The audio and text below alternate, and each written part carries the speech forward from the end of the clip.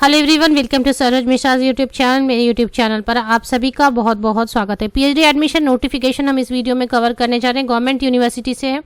सबसे अच्छी बात यहाँ पर है कि एग्जामिनेशन कंडक्ट नहीं होने वाली है, ओनली इंटरव्यू। तो इंटरव्यू के थ्रू सिलेक्शन होगी फाइनल। तो आगे बढ़ते डिटेल्स कवर करते कि क्या क्या सब्जेक्ट्स हैं, एलिजिबिलिटी क्राइटेरिया क्या होनी चाहिए कि एग्जाम ना देनी पड़ी, डायरेक्टली इंटरव्यू के थ्रू पीएचडी में एडमिशन मिल जाए, एप्लीकेशन फी क्या है और कहाँ से ये नोटिफिकेशन जारी की गई है, सारी डिटेल्स हम आगे कवर करते हैं।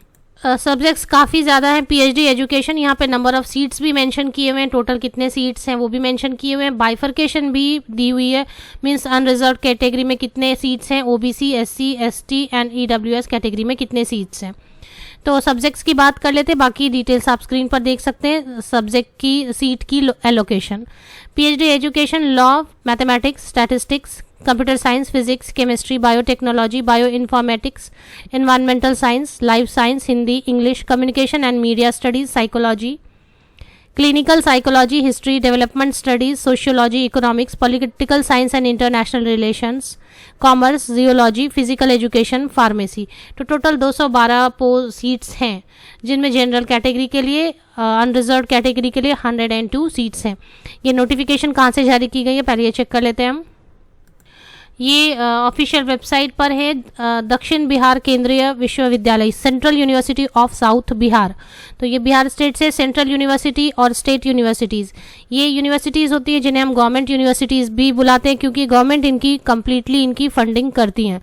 तो सेंट्रल यूनिवर्सिटी में एडमिशन लेने का बेनिफिट ये होता है कि यहाँ पर जो सेमेस्टर फीस या एनुअल फीस होती है वो कंपैरेटिवली जो प्राइवेट इंस्टीट्यूट्स हैं, प्राइवेट कॉलेजेस या यूनिवर्सिटीज़ हैं, उनके कंपैरिजन में इनकी फ़ीस काफ़ी कम होती है। दूसरी चीज़ ये होती है कि कई तरीके की फेलोशिप इन सेंट्रल यूनिवर्सिटीज़ में अवेलेबल होते हैं। तो अब यहाँ पर जो एडमिशन की नोटिफिकेशन जारी की गई, इस बार CUCET के अंतर्गत नहीं है, पीएचडी के लिए अलग से आपको यहाँ पर नोटिफिकेशन शॉर्ट एडवर्टीजमेंट है।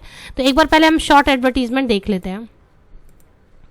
ये शॉर्ट एडवर्टीजमेंट है जिसके मुताबिक कमेंसमेंट ऑफ ऑनलाइन एप्लीकेशन 25 अगस्त 2021 को शुरू हो चुकी है। क्लोजिंग ऑफ ऑनलाइन एप्लीकेशन 10 सितंबर 2021 को होगी।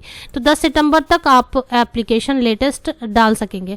अब आके एनेक्सियर 1 है, एनेक्सियर 2 है और एनेक्सियर 3 है। एनेक्सियर 2 में आपको सब्जेक्ट की डिटेल मिल जाती है। एनेक्सियर 3 में आपको इंटरव्यू के थ्रू, क्योंकि documents required at the time of interview के थ्रू होने वाली एडमिशन, इसलिए क्या क्या डॉक्यूमेंट्स चाहिए और क्या क्या प्रोटोकॉल मेंटेन करने, ये एनेक्सियर 3 में है। एनेक्सियर 1 में हम चेक कर लेते हैं कि और क्या चीज़ें मेंशन की हुई हैं।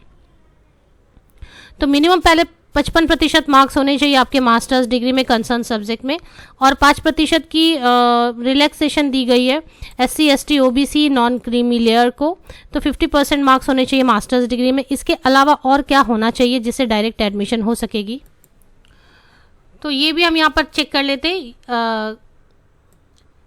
इसके मुताबिक जो ऑनलाइन एप्लीकेशन ओपन हुई है 25 अगस्त को, ये ठीक है। लास्ट डेट में हमने देख ली 10 सितंबर को है। और publication of list of eligible candidate for interview along with interview dates.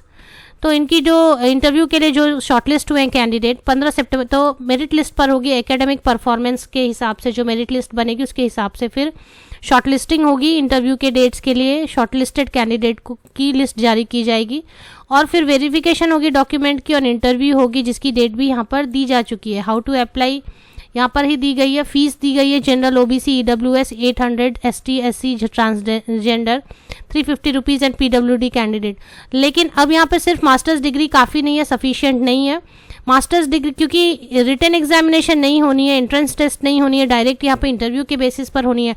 तो क्या क्या होना चाहिए इसके अलावा, तो a candidate who is qualified in national level tests such as NET, JRF, NET lecturership without fellowship, graduate aptitude test for engineering means GATE, SLET या SET accredited by UGC और central government और state government। तो ये पहली condition है कि इनमें से कोई भी एग्ज़ाम आपने, नॉर्मल नेट भी आपने क्वालिफाई की हुई है, तो आप यहाँ पर a candidate who fulfills one of the following, सब होना ज़रूरी नहीं है, one of the following requirement may be considered for direct admission to the PhD program without appearing in the entrance test। तो ये कंडीशन है। इसके अलावा और भी कुछ यहाँ पर टर्म्स एंड कंडीशंस है। बेसिकली जो थे वो मैंने आपको बता दिया कि 55% मार्क्स होने चाहिए मास्टर्स डिग्री में, और उसके बाद आपने नेट होनी चाहिए, लेक्चररशिप क्वालिफाई, या फिर नेट जेआरएफ होनी चाहिए, या फिर गेट होनी चाहिए, या फिर स्लेट होनी चाहिए, तो एग्जाम रहेंगे। और भी कई सारे कंडीशंस यहाँ पर दिए हुए हैं। ये आप अच्छी तरीके से पढ़ ली, अच्छी अपॉर्चुनिटी है आपके लिए। Mode of interview, interview viva will be conducted only for who have completed the all interviews will be held only in person and there is no provision of Skype interview or any other online mode। तो ये जाके 1-to-1 interview होगी, means आपको offline mode में जाना होगा। Venue of interview in offline mode, तो address दी गई है। बट इसके पहले एलिजिबिलिटी क्राइटेरिया आप अच्छी तरीके से पढ़ ले मास्टर्स डिग्री के साथ में, और क्या क्या कंडीशंस हैं वो समझ ले। ये एक अच्छी अपॉर्चुनिटी है, डायरेक्ट एडमिशन की एप्लीकेशन डाली जा सकती है सेंट्रल यूनिवर्सिटी में। आप सभी को best wishes, thank you very much.